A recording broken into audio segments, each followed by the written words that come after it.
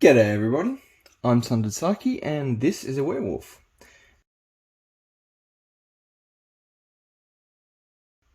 So, the topic of today's video, and I'm sorry it's been a couple of weeks since I put a video up, is really just about I wouldn't call it a revelation, but something I realised the other day.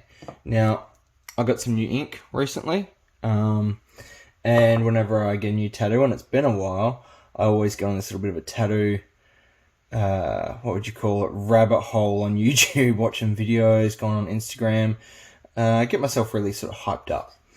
And in amongst all that, I've been watching videos on Inked. And if you are a fan of tattoos or that kind of artwork, go check out the Inked videos, because some of the interviews with the tattoo artists are pretty funny. Some funny, crazy stories. But one of the things I realised was, given that tattoo is a form of artwork, and everyone's got their own thing, and you don't have to be good at everything. And a lot of them sort of say, oh, you know, when I started out, I did a bit of everything, because you just want to make money, get the tattoos in and out of the shop, get people through the door, you take what you can get. And I get that, you know, we sort of do that in my line of work. You do a little bit of everything because you have to, you got to earn a living. And the better you get, the more you sort of narrow in on what you are good at, or what you enjoy, or what you just want to do better at or do more of. And I realised that I'm good at small miniatures.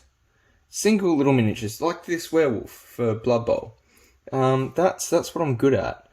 The reason I realised this was that I started doing the Great Ganesh Tooth, and I was going to do it for a painting competition at my local shop. Now, if I get it finished in time, I might still enter it. But I've realised that, you know what, I don't have enough experience in big miniatures to paint something like that, especially for a competition piece. I think given enough time and enough motivation, I could certainly pull it off. But it's not something I'm used to. And what I'm used to is stuff about this scale. And there's nothing wrong with sticking to what you're used to, because that's what you enjoy. With the exception of painting things to get them on the table for a competition, or if you're a commission painter, where you have deadlines and you might not necessarily be able to paint things that you want all of the time. Sometimes you got to paint things you might not really want to do. The rest of us paint for fun, really. And if you don't enjoy painting something, give it a quick paint job and just get rid of it onto the table and start on something you do enjoy, because that's what we're here for. That's what this hobby's about. If you're in the hobby for the craft, for the painting, for the sculpting, for the kit bashing, you should only be working on stuff that you genuinely enjoy, because otherwise, what are you even doing here? If you find yourself doing a model and you're just sort of staring at it going, you know what, I'm not into this, I'm not feeling motivated, I'm not enjoying this style of model, this style of painting, don't. Just stop. Put it down. Put it to one side. Come back to it later, maybe. You know, maybe when you are feeling motivated. Maybe, like me with the Frost Giant, it's stuff that I have to do in stages. I have to be motivated and do it in parts. And because we're not under any time constraints, we're well within our ability to do that. You know, just do things that you enjoy. Do it for the sake of enjoying it, because that's what this hobby's about. It's about doing stuff for the enjoyment of it. If you didn't enjoy it, you wouldn't have started painting in the first place, you know? So, that was something I realised, was that, yeah, that's what I'm good at, and that's maybe what I should just stick to if I want to paint something for a competition, which is obviously, you know, a little bit of pressure on you personally to do that. You know, you got to deliver a product, so to speak. And this isn't a big golden demon or something, you know, this is just a local little painting comp.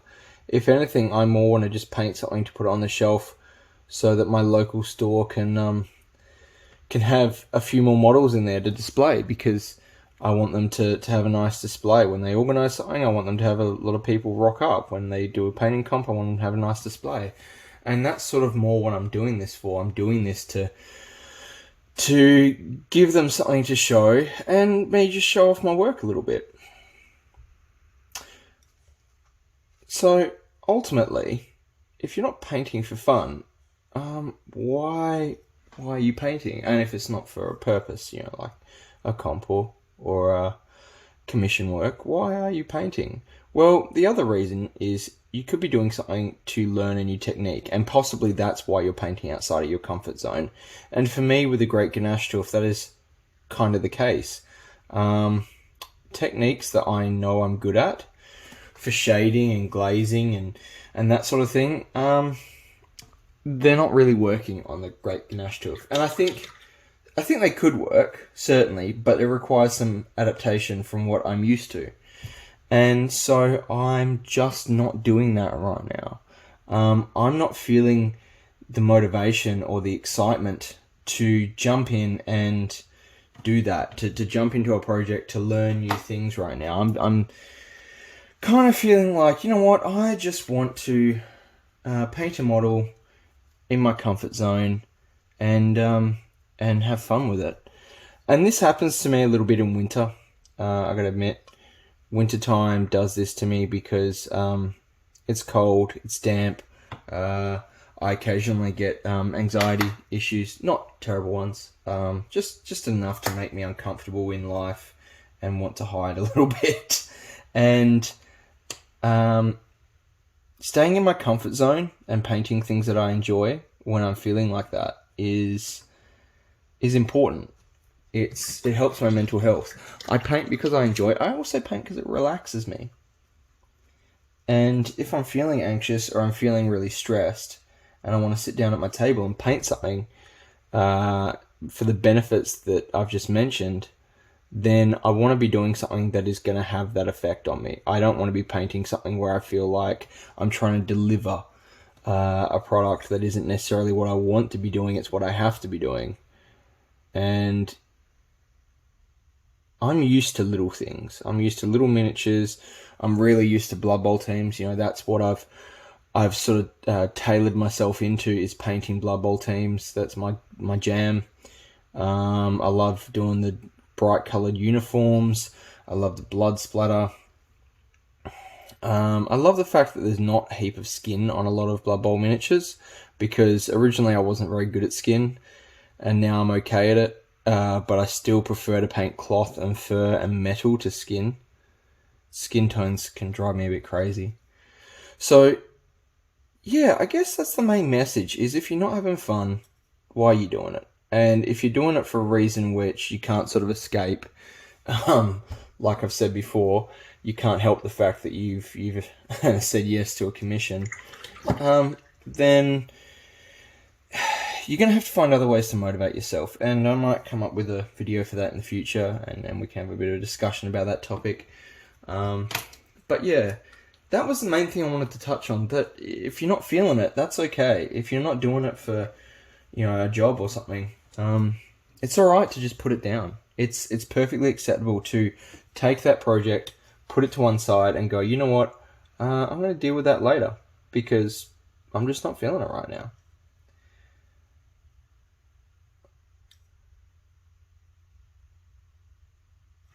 So yeah, that was the main point I wanted to cover in this video today, and I'm really glad you guys dropped in to check it out.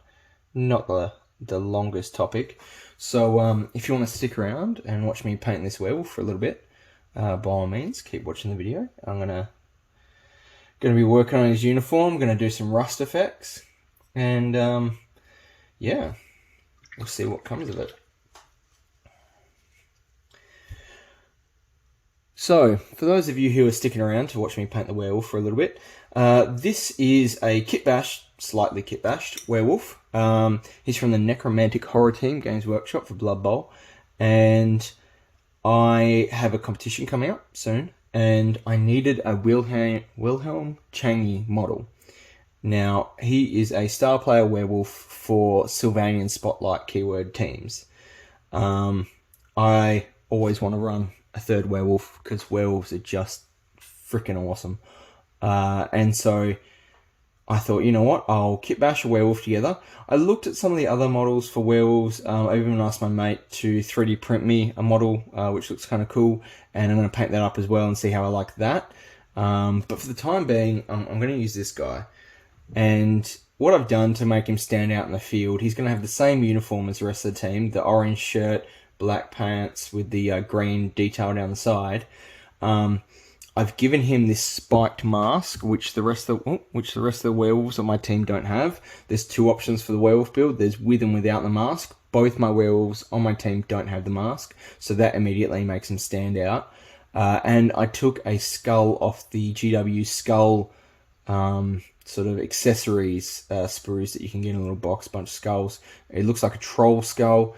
And I cut away his shoulder pad, carved out the inside of the skull, and I stuck that on as like a giant shoulder pad. Like, at some point, he's killed an ogre or a troll or something and just gone, you know what, I'm going to wear this skull as a trophy.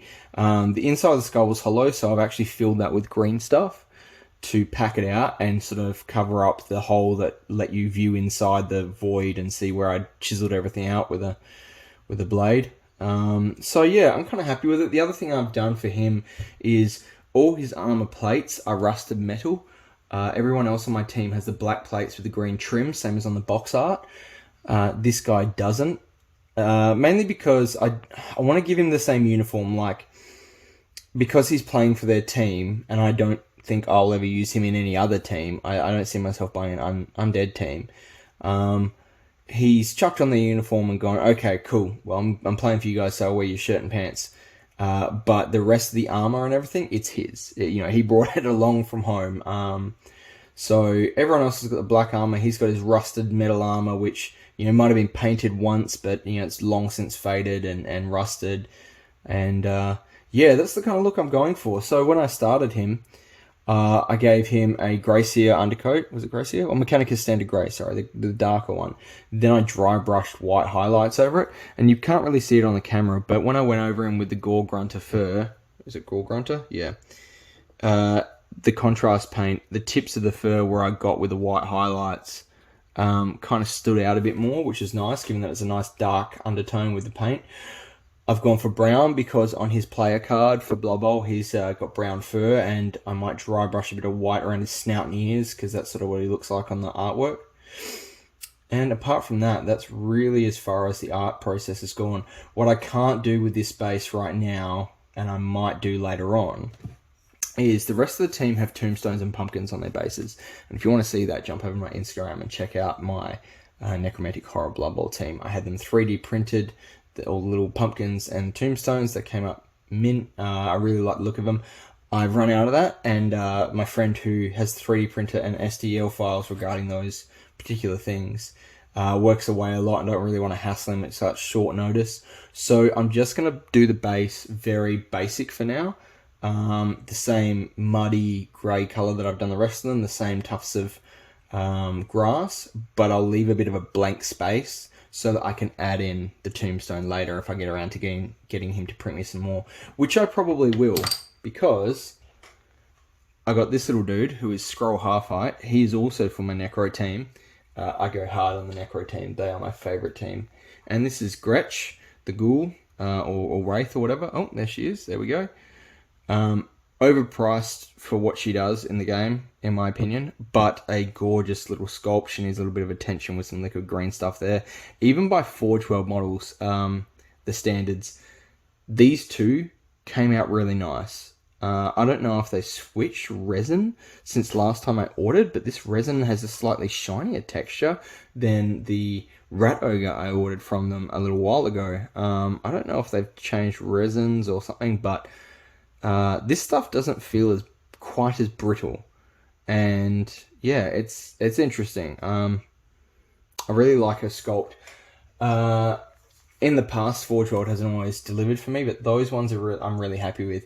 In the same order, I got a Death Roller, and there was another one. I ordered something else. Oh, the Zote plate. He's up here. I started doing some color tests on him. So that's the Zote. Once again, really nice model. The mold lines on this needed scraping back a bit more. He only plays for 2 teams that I own, so I'm not too fussed about how he looks. With some mold lines, I didn't really go hardcore with the cleaning up. But yeah, he's really cool as well. What I was impressed and also disappointed at was the package it was sent in, despite the fact that it was well packaged on the inside by Games Workshop, the postal service or the courier before it reached Australia absolutely crushed it. And when I say crush, I mean one end was just staved in. I was very worried until I opened it up and found that nothing miraculously had been damaged. A few of the things had broken off their sprue, but nothing was broken. So I was really lucky. I took some photos beforehand though, and I might actually send it off to GW and just say, hey, look guys, I don't know if this started at your end or at my end, but just a heads up. Maybe use some stronger boxes. So, but I wouldn't really blame Forge World for that, because on the inside it was packaged correctly. Probably just not handled very well. Anyway, back to the model in hand.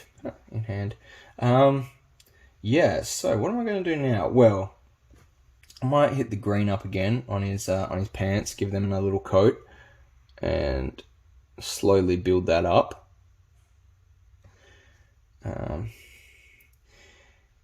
Can you guys see what I'm doing? Yeah, you can. Cool. Still getting used to this camera placement and the fact I've zoomed in a little bit to give you guys a bit more of a better view.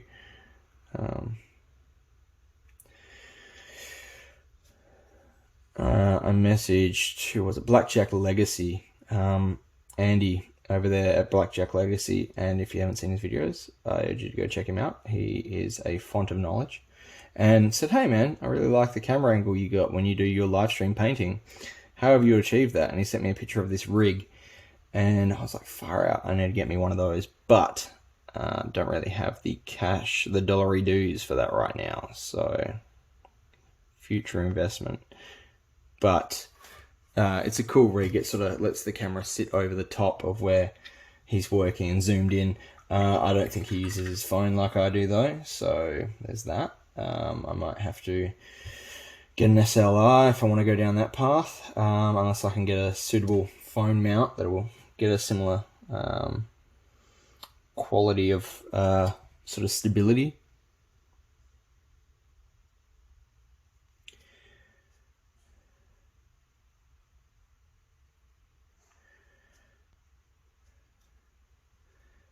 Really liking this orange. So this orange is from Vallejo. I think it's just called orange. Hang on. Orange Fire. There we go. It's, what would I say? It's a bit thinner than the Citadel one, straight out of the pot. So it doesn't require as much thinning. In fact, this coat that I'm putting down now hasn't even been thinned. It's actually reasonably thin just as it is. And if you add a little bit of water to it, it really sort of, not runs, but it will pool. If you want it to sort of run and pool into low areas, it'll do that for you with a little bit of water. So I'm just trying to get up under the high points where previous coats haven't really settled too thick, because like I say, I've probably thinned it a bit too much and it's run down his back. So while that's drying, I might get a brush and do some chip effects. Now, usually I would use a sponge on rusted metal and do a chipping effect, or even maybe a dry brush. These are really small. I don't want to get that chipping anywhere else.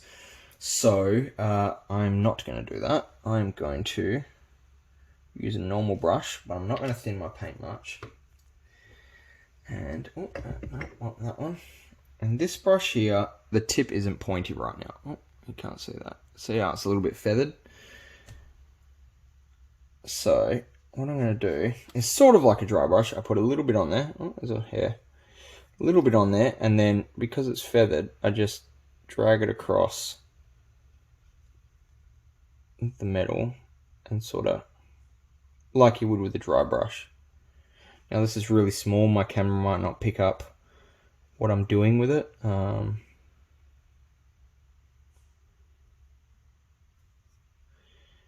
But it's a subtle effect. You don't want it to be too obvious.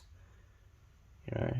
And this Chainmail Silver from Vallejo is a very thin paint, so as it dries, it I wouldn't say it becomes translucent, but it does let more of the whatever's underneath show through than some of the other brands that I've used. So like his little studs that are sticking out, you know, they would be, the rust would be taken off them because he's clearly, you know, forearmed people to the face.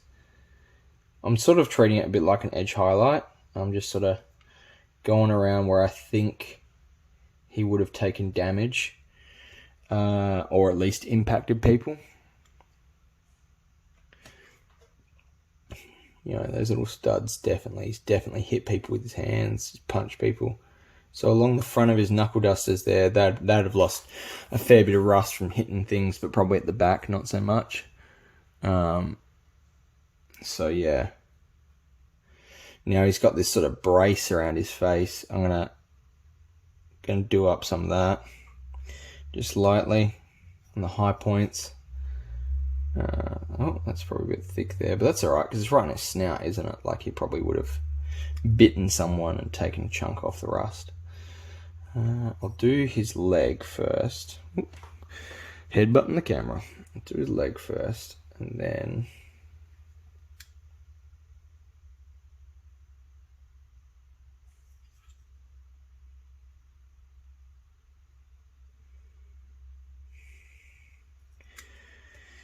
just the top of the plate on his knee, because I imagine he's probably kneed people, but not so much the bottom. I like to sort of think about where the damage goes on these guys. Like, you don't want to just put it anywhere, you want it to sort of make sense, I guess. So the front of his shoulder pad would have more damage, the spike would have more damage, the back probably not quite as much, because he's wouldn't really collide with that face of his body that much, like right up in his neck. Yeah, that's looking good. Let's see if we can take some of the edge off that silver. Yeah, at least with this silver, using it for the chipping effects, if I do put too much down, I can just chuck a little bit of dry rust on top, because that's the silver I used underneath the dry rust, so it's all good. It'll blend in, and I might do that with this little bit overloaded on the front of his mask. For his eyes, I'm going to do what I always do with eyes, because I hate painting eyes, and as I mentioned earlier in this video, if you don't like doing something, why the hell are you doing it? And I need to like chuck in an extra little thing on top of that, which isn't to say you don't want to learn new techniques. If something's making you uncomfortable, but you really want to learn that new technique, find a way to push through it. You know, it's going to be worth it in the end. But if you're really just doing that painting session to relax, and you're not relaxed, then don't do whatever you were doing. So yeah, if there is like a new technique you want to learn, and it's stressing you out as you're learning it, but you feel that in the end it's worth it, keep up with it, because it probably is worth it. It's any new technique that you're learning, unless it's, you know, something that you'll never use, maybe, I don't know, but they're always worth picking up and putting the time and effort in. But yeah, if you do want to just sort of paint to chill and you're not chilled, pick something else to paint, man. Yeah, so I don't like painting eyes. I've practiced painting eyes on other things, but yeah, not so much at the moment. And especially with these guys, you know, I think the glowing eye effect really suits them anyway.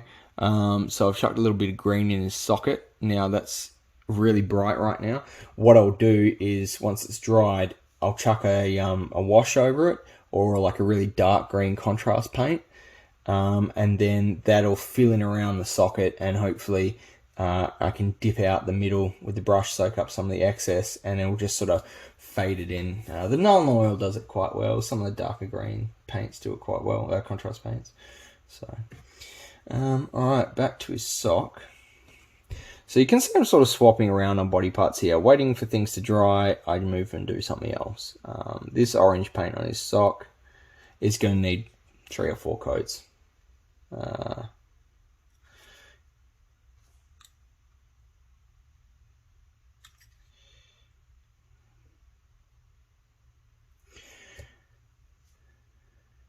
Yep. The black on his sock as well. Probably need another coat. Now I'm using a really small brush here. I probably shouldn't be using this brush. I should be using something with a fatter belly to hold more paint, but a fine tip. I know it's a bad habit to be in, and I urge you guys to use fat belly pointy tip brushes, but don't do as I do as I say. Hypocrite over here. That's what happens when you're feeling lazy. It's a Sunday. Like, I'm filming this on a Sunday. Lazy Sunday, man. Get off my back. I don't know how many of you have been watching the Olympics when I'm filming this. It's the last day of the Olympics. I have been watching the Olympics, and I've been loving it. My wife and I have really gotten into the rock climbing. First year rock climbing has been in the Olympics, 2020/2021. Yeah, and man, that was intense. Some of the people, men and women who do that sport, I just couldn't get over the skill. It was insane. Yeah, it blew me away how controlled they are, you know, hanging upside down by their feet. And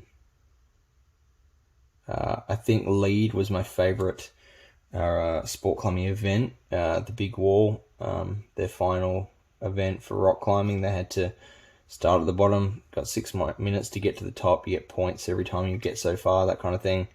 And yeah, I was on the edge of my seat. I was loving it. Some really talented and hard-working people there at the Olympics, and the first time it's been featured. So those people who won medals in that discipline for the first time for that sport, anyone who wins a medal is going down in history as the person who won it that year, but they're the first. And some people go, oh yeah, but they do other world championships and blah, blah, blah. But the Olympics is on a world stage on a scale that nothing else is. It's a whole wider band of exposure. And yeah, these 6 who got medals for the first time, they will be listed, as the first to win medals, and they were fully deserved. The one that blew me away was the female gold, and I can't remember where she was from off the top of my head now. I want to say like an Eastern European country. Anyway, her last name's Garnbrett, and she was a little mountain goat. It was impressive to watch her climb. It was a privilege to see her perform. Man, we were cheering her on. Australia didn't do too well, unfortunately. We scored 19th in the women's and 20th in the men's out of 20 competitors.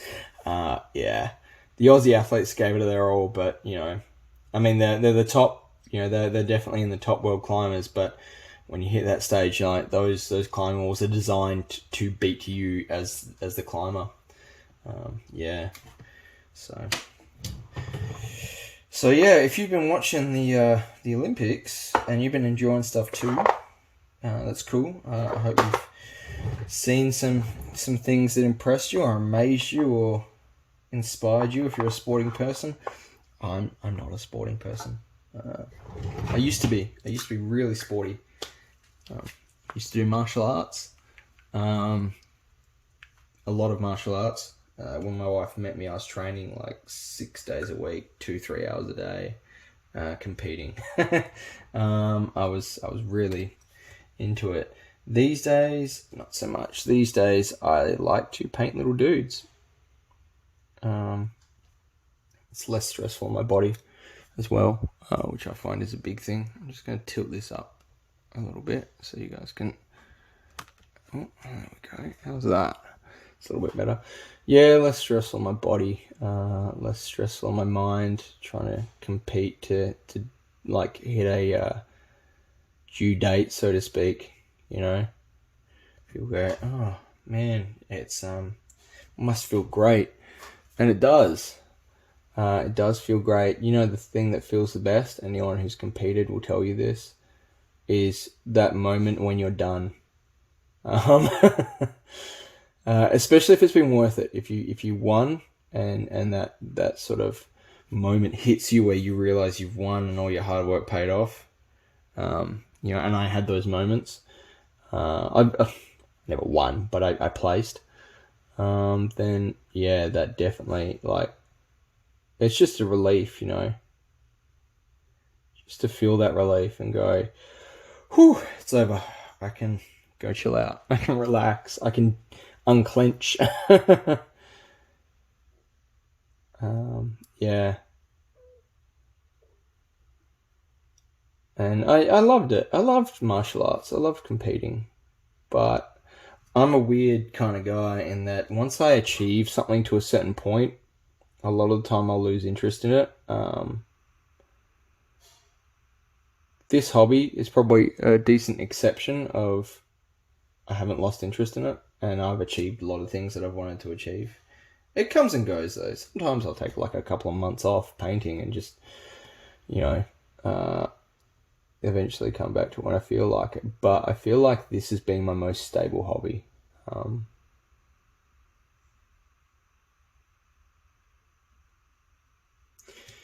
But yeah. Now I'm not thinning this paint. For those of you who might have noticed, because I'm just tipping the fur,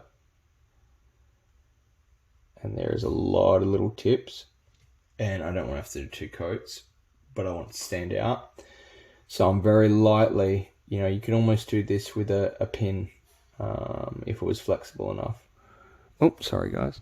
I'm very lightly just tipping every little bit of fur. I'm not going to dry brush. You could do this before everything else and dry brush it on and give you the same effect, probably quicker. I don't know, I feel like going the hard way today. Like I said, if you're enjoying something, do it. Right now, I'm enjoying just tipping everything manually, so to speak.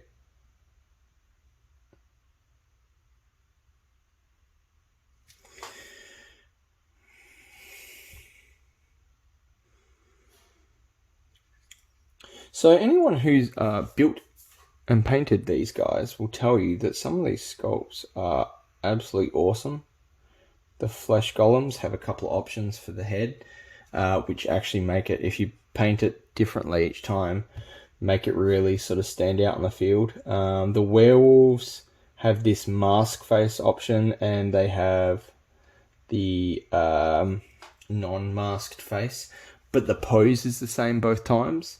That kind of bugged me a little bit. The molds in 3 parts. You've got the head, the chest and arm, and the leg and arm. I think it is. Yeah, sorry, 1 leg and arm, and the chest, and then the back and the leg and arm. I would have really liked it if even the chest and leg, so you can sort of see, because I haven't filled it, there's a mold line just... Oh, shit, sorry. Oh no. YouTube's going to demonetize my video. It's not monetized anyway.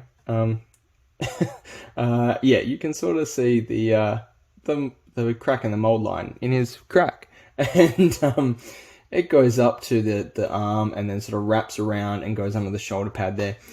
They could have turned that leg and that arm into another option. I don't know if there would have been room on the sprue. To be honest, I'm not a sculptor, so I don't know how easy that would have been. So I won't say, oh, you know, this is what they could have done practically, because that's not in my field of knowledge, and I don't like it when people say stuff like that. But I will say it would have been cool if there was another option. for the arm, you know, maybe both arms forward, or something like that. But that being said, they are still beautiful sculpts. I'm really, really stoked with them. Once I'd painted mine up, they looked amazing. And like I said, if you want to see what they look like, jump over to Instagram. There's some pictures on there. Yeah. The one thing in the box that caused a lot of hate from some people was the new Wraiths. The new Wraith models. They are bed sheets. Literally, they're bed sheets on a clothesline with like a ghost underneath it. You know, like if a ghost got caught in a bed sheet, you can see the skeletal form underneath the bed sheet. And people either loved it or they hated it. And I really liked it. I thought it was a cool touch. I thought it was something different. Blood Bowl for me has always had that comedic kind of feel to it. You know, you flip through the rule book and there is literally a page in the rule book. I think it's just before the team stats are detailed, where there's like 3 or 4 Blood Bowl players and they're all standing in a line. And then there's a goblin that's like shorter than the rest. And the goblin's got like a Mac Daddy thick chain and pendant and sunnies and a backwards cap. it just looks like, you know, the absolute biggest showboating like footy star you've ever seen. Football. For those of you who don't know Australian league football, or Australian Football League. Yeah, he just looks like the biggest show pony. And that's in the rule book, you know, and people go, oh, I don't like the cartoony feel of these bed sheets. And I'm like, man, there's Mac Daddy, like, gonna, you know, he likes his limos and his, you know, women, kind of big gold chains, dude, sitting right there in the rule book. Yeah. But I love that. I love the feel of that kind of comedic touch, and the fact that Blood Bowl doesn't take itself too seriously, and it shouldn't either. You know, like, this is a serious enough model as it is. Look at it; it's a vicious freaking werewolf, and that's what I'm happy with, man. That's what I need in my life, is a vicious looking werewolf.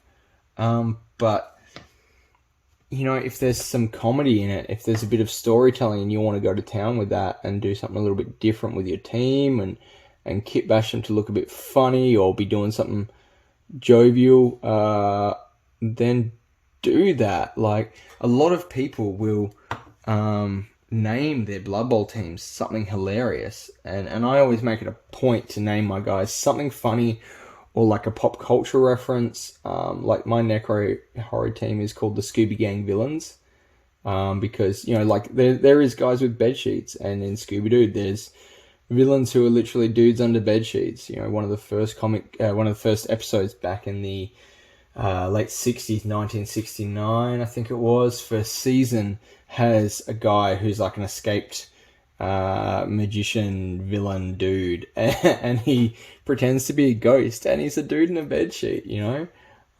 There's another one in like the 3rd or 4th season, I can't remember. The villains are called Creeps and Crawls. They're lawyers. Anyone who's watched Supernatural, it's the episode that is referenced in the Supernatural Scooby-Doo crossover episode. Creeps and Crawls, 2 lawyers try and scare everyone out of a house so they can get the money from the dead guy. And they are dudes under bed sheets. So I named my Wraiths Creeps and Crawls. I named my werewolves Oz, after the werewolf from Buffy the Vampire Slayer, and Lupin from Harry Potter. The flesh golems are named after the actor who was the first guy to play Frankenstein in the live black and white Frankenstein movie. Boris something, I can't remember his last name now. And then I named the other flesh golem Adam, because that is the name that the creature, Frankenstein's monster, takes for himself.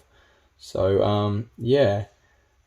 It's one of those things, like, I like to play around with names. I like to have a bit of comedy. My Black Orc team is all named after Muppets, because one of the guys, the little the little goblin, looks like Kermit. So I named him Kermit.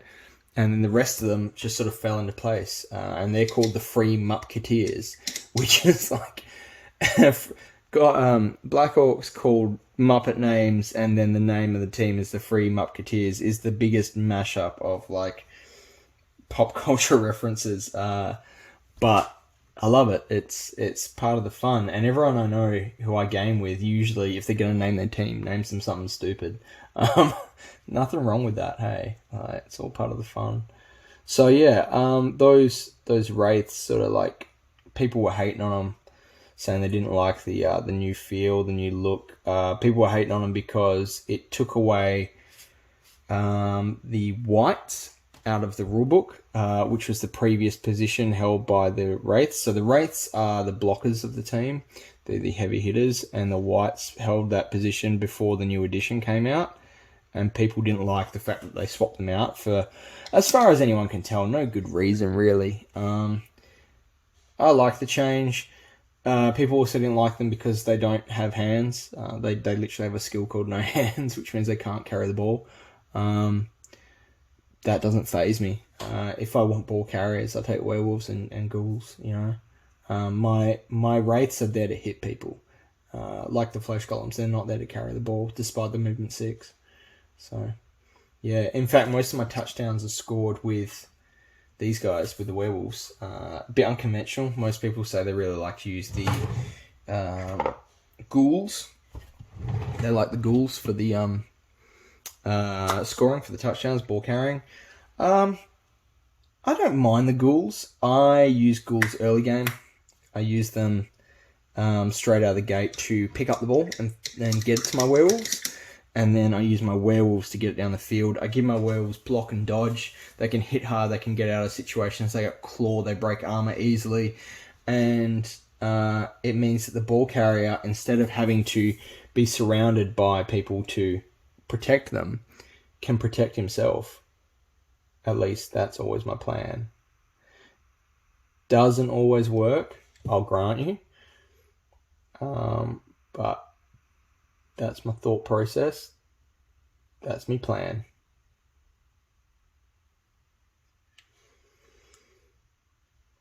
So yeah, I got a tournament coming up next week called the Dolphin Bowl. Dolphin Bowl is my local store's annual tournament. We do 2 now. We used to do 1 a year. We used to just be the Dolphin Bowl. Now we do the Andrew Reeves Memorial Cup, which the trophy isn't a cup. It's a normal trophy. How bad. But yeah, we do 2, and the Dolphin Bowl is the sort of more usual one, yeah. More regular one. Although we get about the same turnout for both, I think, because there's a major city about 2 hours from us, and a lot of the guys travel down from there who like Blood Bowl. They like to come in and join in, and they're all really good sports, and we all love gaming with them, so we get a pretty good turnout. So yeah, Dolphin Bowl coming up. I don't usually game for position. I'm not a competitive person anymore, unlike when I used to do martial arts. I found that out about myself. I'm not a good competitor when it comes to tabletop gaming. I'm not a good winner or loser. So I just go to have fun. But I do want to win a couple of games if I can. You know, I'm not playing to win, but it would be nice to walk away with a win, if that makes sense. So that's why I'm taking Wilhelm, because the gold allowance to build the team is quite generous. It leaves room to buy a star player. And it was either buy a star player, like this guy, and use him to full advantage, or take an extra reroll and a wraith. Was it 2 wraiths? 2 wraiths and a reroll, I think. But I thought, you know what? I will give a star player a go, because I've never used a star player in Blood Bowl before. I own some. I've just never used them. So we'll see. See how it goes. I'm looking forward to it. It's going to be a bit of a learning curve. Possibly a little bit like when I used... What was his name? the troll in the Black Orc team at the last tournament, the Andrew Reeves Memorial one. I forgot until halfway through my second game that the troll could throw goblins around the field, and that was a game changer. I can't believe I forgot that up until that point. So, hopefully I remember what he does and what he can do, and I use him to full effect early on.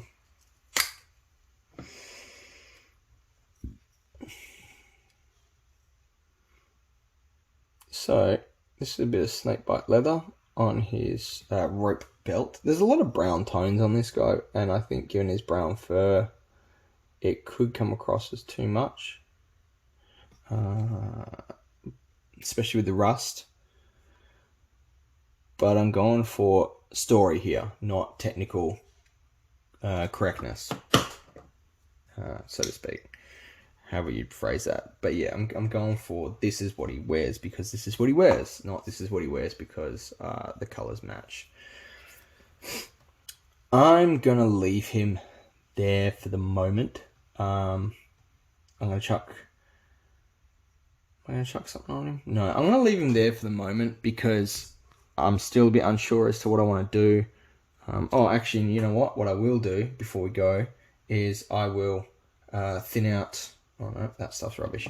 I will thin out tiny bit of the orange with a tiny bit of white, and then do some highlights on his orange. I'm not going hardcore on the... I'm not going hardcore on the shading and glazing and all that sort of stuff right now. I could go really hardcore and be really technical about it,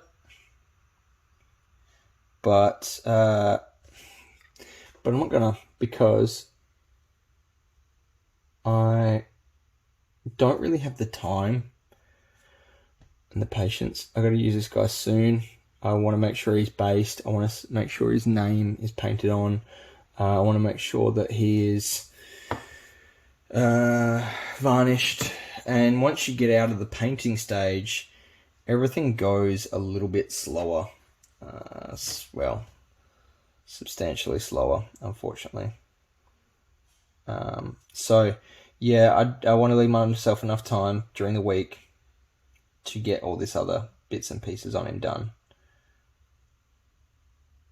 without rushing. Sorry, I'm just mixing up a little bit of white and some orange. I don't have a paler orange, and this is what I did for the whole team earlier. Before when I painted the team. I just mixed up a lot of orange.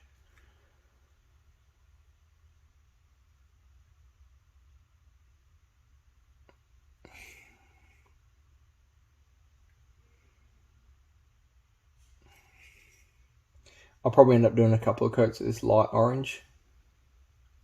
I might even use a really light blend, like some white with just a touch of orange.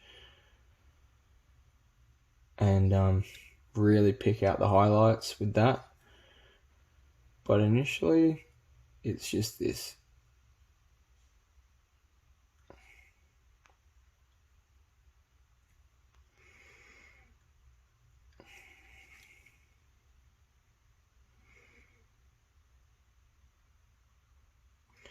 Cool.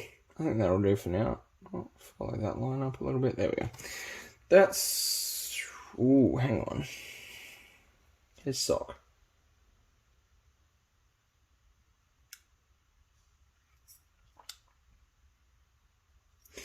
That's going to be about it for now.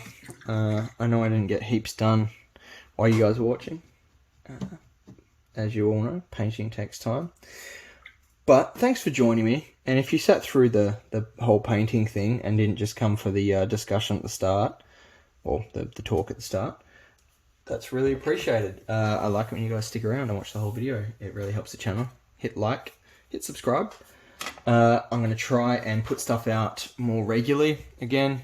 Get back to my once a week thing every Saturday morning for me, every Friday afternoon for you guys over in the States, I think it is, for anyone who's watching me there, and keep up with my weekly thing. So Probably won't finish painting this guy as part of a video, but once he's done, he will be up on Instagram, and you can check him out. I still haven't posted the photos of the Sigmarite Mausoleum to Instagram yet. I haven't taken any. I will be taking some and chucking them up there when I do. So keep an eye open for that in the next few weeks, probably. Once I got this guy done, I'm going to jump back to the Sigmarite stuff, probably, and have a bit of a think about what I want to paint for this painting contest. It's been pushed back 2 weeks, so I've got a little bit more time now, and I'm not really sure. There's a division for full units, like full units or teams or groups. So, you know, I could do my Cabal that I'm painting up for Rain and Hell as a unit, but I'll probably end up using one of my Blood Bowl teams for that, whether it's my Black Orcs or my Necromantic Horrors. And then there's a section for individual miniatures. There's a section for sci-fi and fantasy for each of those as well. I don't really have many sci-fi things that are painted well. Nothing that I could put up for display that I'd be happy with putting up with. But there's a few single miniatures I could put up in the fantasy. There's only 1 entry per person though. So we'll see what I choose. And I'll probably put it on Instagram and tell you guys about it in video. Anyway, thanks for joining me. And remember, if you're not enjoying it and you don't have to do it, then don't do it. And if you want to learn new things, be in the right frame of mind to learn new things. Don't push yourself to the point where you're not enjoying it. We're in this hobby, we're in this craft to have fun, and that's what it's all about. So paint to have fun, paint to relax. If you're not feeling it, do something different. Catch you guys later.